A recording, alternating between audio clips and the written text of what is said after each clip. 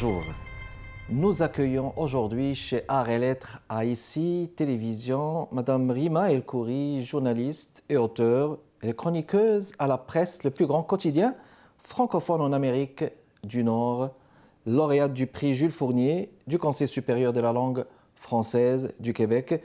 Elle a publié en 2014 le recueil Pas envie d'être arabe, qui rassemble ses meilleurs textes parus en 2000 et 2014. Elle a aussi collaboré à plusieurs ouvrages collectifs.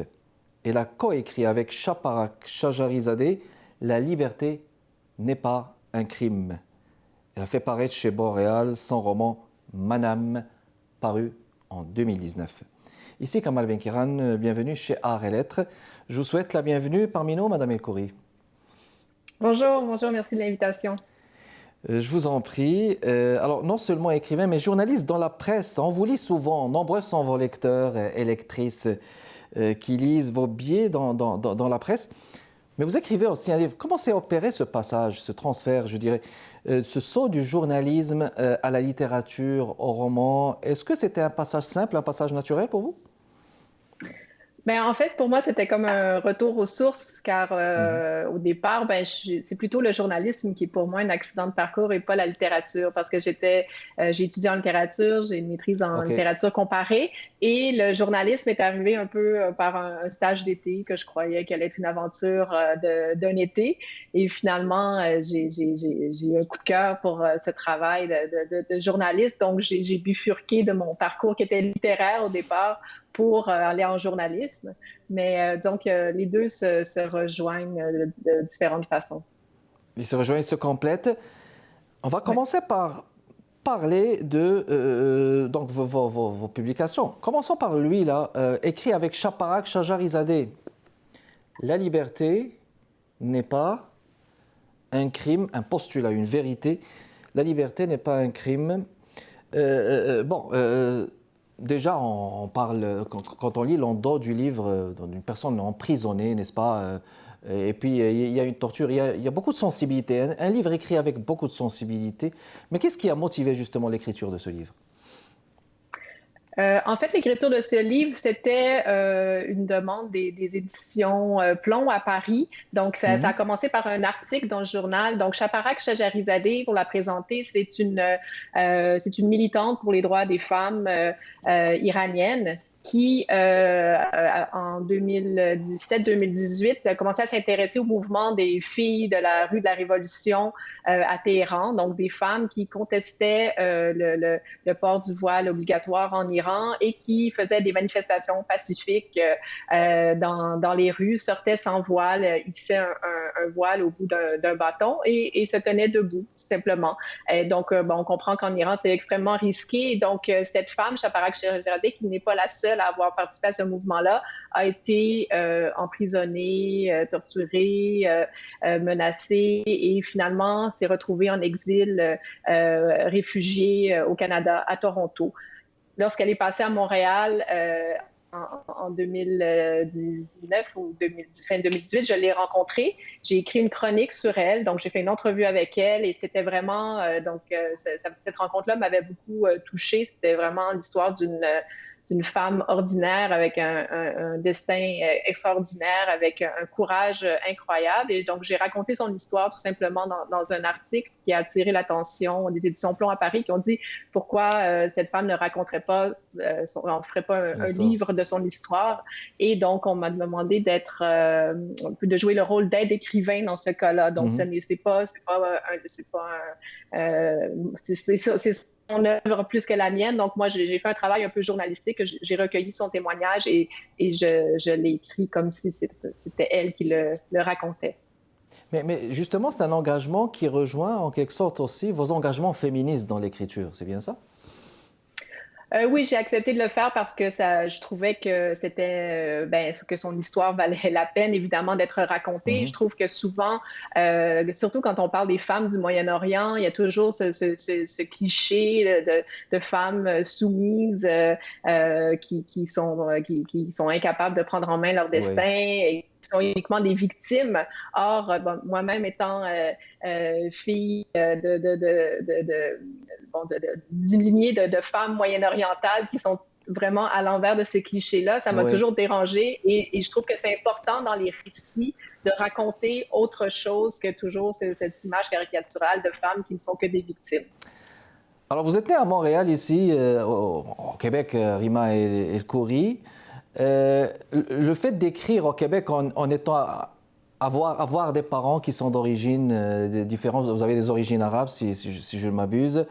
Est-ce qu'il y a une nuance, justement, en ce qui a trait à l'écriture quand on a des origines? Est-ce qu'on est plus modulé par l'aspect de la diversité culturelle au Québec quand on vit justement au Québec, qu'on écrit au Québec? Ben, je crois qu'on est tous dans notre façon d'écrire, que ce soit comme journaliste ou comme auteur, on est tous, on arrive avec notre bagage, chacun arrive avec son Oui. propre bagage. Donc, c'est vrai que le mien, donc, il y a bon, toute l'histoire de mes parents, de mes grands-parents qui en fait partie. Et pour mon roman, Manam, c'est justement, j'ai voulu explorer une partie de ce bagage-là. Donc, je suis petite fille de survivants du génocide arménien, donc du côté de ma mère. Et donc, c'est une histoire que je connaissais très mal moi-même et je m'y suis plongée dans ce premier roman. Alors justement, vous en parlez, Manam, qui est votre premier roman paru chez Boréal et qui interpelle justement le sujet du génocide arménien, un sujet qui n'est pas souvent exploré comme si c'était un tabou, mais un sujet, normalement, le génocide arménien, il a marqué l'imaginaire justement de l'humanité. On va parler plus en détail, mais on va le faire après la pause, mesdames et messieurs. Notre invité d'aujourd'hui, Rima El Khoury, journaliste et écrivain. Restez avec nous. On est de retour avec vous, mesdames et messieurs, dans le cadre de Art et Lettres. Rima El Khoury, c'est notre invité d'aujourd'hui, de ce jeudi, chez ICI Télévision, chez Art et Lettres, pour parler de ses œuvres, de son approche littéraire et artistique. On est arrivé à ce livre-là, justement, publié chez Boréal, Manam.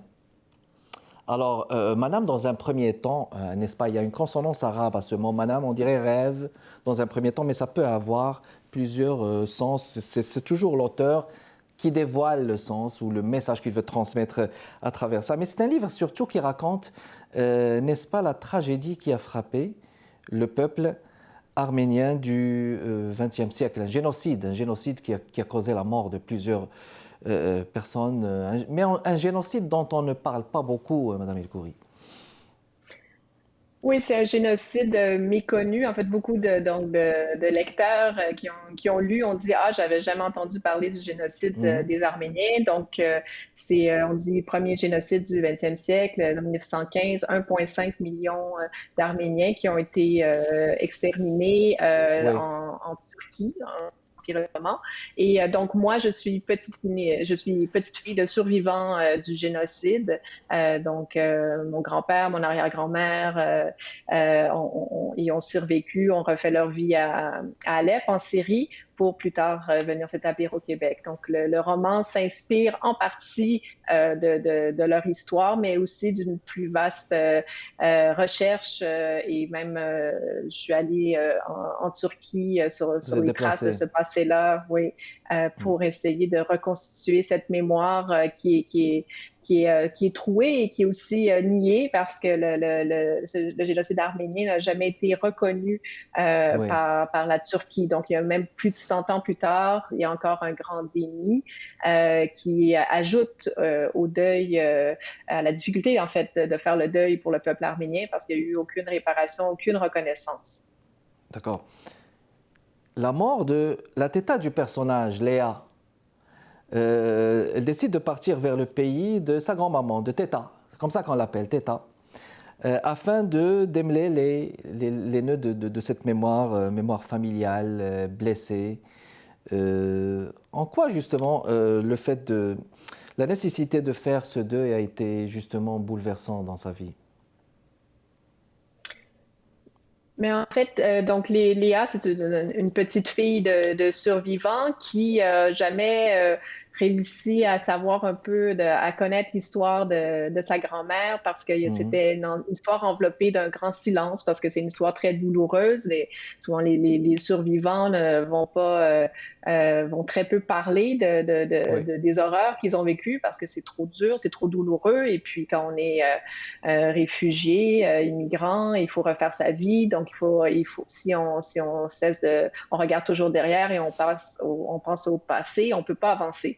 Alors, mais à la mort de sa grand-mère, donc Léa, qui est une enseignante à Montréal, elle est hantée par tous ces silences et se dit c'est pas possible, il faut que j'essaie de comprendre, de savoir quelle était vraiment l'histoire de cette femme, pourquoi elle m'a rien dit et de quoi je suis héritière. C'est surtout ça la question qui la hante. oui. C'est un Mhm. roman qui parle beaucoup de la transmission. Qu'est-ce qu'on transmet à nos enfants, à nos petits-enfants, souvent par le silence aussi, donc par nos actions, par ce qu'on dit, mais aussi beaucoup par ce qu'on ne dit pas. Alors, donc, sur un coup de tête, elle décide de partir sur les traces de sa grand-mère dans sa ville natale, Oui, dans le sud de la Turquie, là où elle avait jamais remis les pieds et qu'elle-même découvre pour la première fois. Elle embauche un guide pour essayer de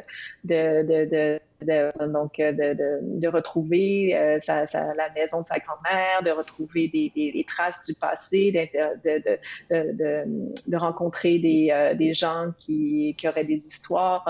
Il y a presque plus de survivants parce on est oui. donc 100 ans plus tard, les rares centenaires qui ont survécu, la plupart sont décédés.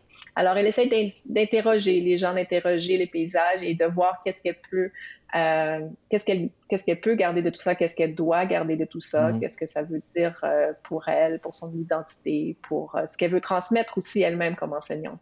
Exactement, c'est une quête, comme vous dites. Puis, vous décrivez beaucoup de personnages dans ce livre. Comme page 96, il y a les lettres d'Antoine à Rose. Des lettres intéressantes qui ramènent qui apportent comme un certain vécu. Il lui dit dans le passage d'une lettre, celui qui a bu la mer ne s'étouffe pas avec un ruisseau. Tant que la mort ne s'approche pas trop, il y a de l'espoir. Donc on peut dire aussi que c'est un livre de l'espoir, Rima Ekouri. Oui, c'est un livre qui parle beaucoup d'espoir, une quête d'espoir dans un monde assez désespérant, qui parle de courage, de résilience. Donc, le passage que vous avez cité, c'est le frère jumeau de la grand-mère de Léa, Antoine, qui, alors elle est venue s'établir au Québec, à Montréal, lui est demeuré à Alep, en Syrie, et on est en pleine guerre, donc en Syrie. Et lui dit, bon, mais moi, je veux rester en Syrie, je veux rester à Alep. Si on essaie de me sauver, je ne survivrai pas à ça. Donc, c'est toute une réflexion aussi sur l'histoire qui se répète, les horreurs de la guerre et tout ça, mais aussi la résilience et l'espoir qui demeure, peu importe les tragédies vécues. D'accord. Puis le titre, là, Manam, est-ce que vous aviez une idée lorsque vous l'avez choisi? On a l'impression que c'est comme un quartier ou c'est un rêve? Parce que Manam, en arabe, hein, j'ai fait un rêve. Quel était votre message justement avec le choix d'un tel titre? Ben, le titre a plusieurs significations qu'on peut découvrir au fil du roman, mais bien sûr que je pensais Manam comme un songe ou rêve en arabe, Mhm. parce que quand même cette histoire-là, même si c'est sur fond tragique, sur fond de génocide, c'est quand même l'histoire d'un rêve d'une certaine façon, en ce sens où on a des gens qui ont vécu le pire de ce que l'humanité peut produire, un génocide, qui ont vu leurs proches mourir devant eux, des atrocités terribles, et qui, grâce à des gens qui les ont accueillis, grâce à leur propre courage, réussissent à retrouver une certaine paix, Mhm. à avoir des enfants, des petits-enfants, à offrir à leurs enfants, leurs petits-enfants, ce rêve de paix qui leur a été enlevé de la façon la plus cruelle qui soit. Ok, Donc, il y a cette signification-là, mais il y a aussi le fait que c'est un roman qui porte beaucoup sur la mémoire sur la mémoire et le passé. et dans le fond, tout toute mémoire est fiction d'une certaine façon. C'est Mhm. toujours chacun, si vous demandez à des gens de raconter chacun comment ils ont vécu tel événement, vous allez avoir plein d'histoires différentes. Donc, il Oui, y a chacun aussi va apporter sa propre histoire à lui. Juste une pause encore et on revient avec notre invité de ce jeudi, Rima El Khoury, chroniqueuse, journaliste et auteur, mesdames et messieurs. Restez avec nous. De retour avec vous, mesdames et messieurs, chez Art et Lettres en ce jeudi. Rima El Khoury, c'est notre invité de ce jeudi. On est en train de parler de son livre Manam, publié chez Boréal, un livre fascinant sur la mémoire, un livre qui interpelle le passé. Avec votre permission, je vais lire un court extrait, page 191, que voici, je vous laisse commenter. À ceux qui demandaient si elle n'avait pas envie de retourner dans son pays, Teta disait toujours « Quel pays ? Mon pays est ici. Mon pays est là, où se trouve le bonheur de mes enfants. » Elle avait l'habitude de n'être ni tout à fait d'ici, ni tout à fait d'ailleurs. Pour elle, seul importait les liens tissés en route. Mon pays, c'est le pays où grandissent mes enfants, donc, comme disait l'autre. Oui, ben, je pense que beaucoup d'immigrants, d'enfants d'immigrants peuvent s'identifier avec cette conception du pays. Dans le fond, notre pays, c'est là où on trouve notre bonheur, c'est là où il y a les gens qu'on aime. Donc oui, ça c'est quelque chose. Moi, j'ai grandi avec cette idée que c'est ça, les racines sont peut-être moins importantes que le pays qu'on arrive à se Oui. recréer, peu importe où on est. Rose tente de convaincre Antoine de rentrer à Montréal. Bon, que s'est-il passé après? Là, on va fondre un peu plus dans votre, peut-être votre façon de concevoir les choses. Est-ce que c'est au nom de l'amour? Est-ce que c'est pour pouvoir sauver une personne, apporter le bonheur? Comment est-ce que vous l'avez lu de votre part, Rima El Khoury? Ben, en fait, c'est juste deux destins complètement différents, comment avec la même, au départ, avec les mêmes prémices, donc nés dans les mêmes circonstances, comment le destin prend des chemins différents. Donc, d'un côté, donc on a un couple de jumeaux, une jumelle qui s'établit au Québec, qui refait sa vie, l'autre qui s'accroche donc à la Syrie où qui a déjà été pour lui un pays d'espoir, de reconstruction et qui l'est plus aujourd'hui. Mais c'est pas, il y a pas une bonne ou il y a pas un bon ou un mauvais chemin. Je crois que c'est juste d'illustrer que toute cette diversité existe. Que chacun choisit son chemin et c'est la vie qui décide où ça mènera. Ouais. Puis vous avez décidé d'écrire sur le génocide, comme on a mentionné au début de cette émission. Le génocide arménien en 1915 a mené justement à l'extermination de plus d'1 million de victimes. Vous le mentionnez justement dans ce livre. Est-ce qu'il y a eu un message ou des messages peut-être bien à consonance politique que vous avez voulu transmettre à ce niveau, Madame El Khoury? Ben, c'est pas du tout un pamphlet ou comme une chronique d'opinion où l'important c'est les idées qu'on veut transmettre. Donc le roman il est plus là pour parler plutôt bon tout l'aspect de creuser dans tout ce qu'on peut pas dire justement dans dans le journal.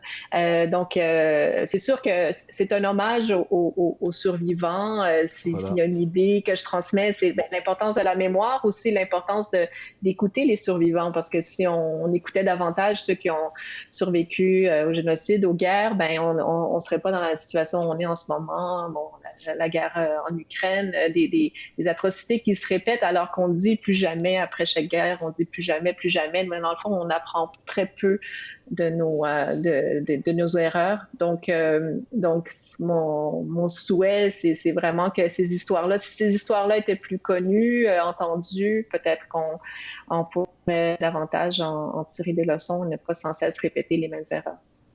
Question d'ordre général à vous, Madame El-Khoury. Bon, publier, c'est déjà un exploit. Comment est-ce que vous voyez justement, de votre point de vue, bon, on va dire peut-être une opinion spontanée de votre part, la publication en ce qui a trait à la littérature québécoise en général, littérature de la migrance, des gens qui sont de la deuxième génération, des néo-québécois. Comment ça s'est passé pour vous? Est-ce que c'était bien? Comment est-ce que vous voyez justement l'insertion de ces auteurs, on va dire, néo-québécois, justement dans le champ culturel québécois? Ben, pour moi, c'est une grande fierté donc d'avoir ce livre publié au Boréal parce que bon, c'est comme petite fille de survivants du génocide. Mon grand-père a appris le français avec un vieil assimile, un dictionnaire français-arabe dans le fin fond de la Syrie. Alors, il n'a pas eu la chance d'aller à l'école, donc que moi, sa petite fille, je puisse faire publier une histoire qui raconte un peu la tragédie qu'il a vécue. Et de lui présenter le livre. Et de lui présenter après le livre. Oui, il n'a plus de cette vie. Malheureusement, il est décédé, mais donc j'ai pas pu lui montrer. Mais donc c'est sûr que j'avais parmi les commentaires que j'ai reçus après la publication du roman que certains ont dit que ça va devenir un classique de la littérature québécoise. Donc il y a quelque chose de très touchant là-dedans de voir que cette littérature québécoise, aujourd'hui, elle est faite de voix d'ici et d'ailleurs, oui. Et voilà, chacun apporte son histoire, son petit bagage. Exactement, exactement, avec toutes ces couleurs. On va prendre vos projets d'avenir, des romans en chantier, Madame El-Khoury? C'est sûr que je veux écrire un autre roman. Là, c'est un de mes projets, mais c'est extrêmement... ça prend beaucoup de temps. Ça m'a pris 5 ans à écrire ce roman, pas à temps plein, parce que je travaille aussi comme... je travaille à temps plein comme journaliste. Alors, oui, j'aimerais... j'ai un autre roman en chantier, mais c'est encore trop prématuré pour c'est trop embryonnaire pour pouvoir en parler. Mais oui, j'aimerais bien en écrire un deuxième, parce que pour moi, c'est comme un complément au travail de journaliste. C'est-à-dire que je trouve le travail de journaliste très vraiment passionnant et important dans notre société. Mais il y a toute une part qui échappe au journalisme que je peux retrouver dans la littérature. Exactement, dans la littérature et le roman. C'était un plaisir de vous avoir accueilli. C'était tout le temps qu'on avait. Merci beaucoup d'avoir répondu à notre invitation, Madame Rima El-Khoury. Mesdames et messieurs, merci de votre continué d'intérêt. Kamal Benkiran avec vous chaque jeudi chez Arts et Lettres. Restez avec nous chez ICI Télévision. Au revoir.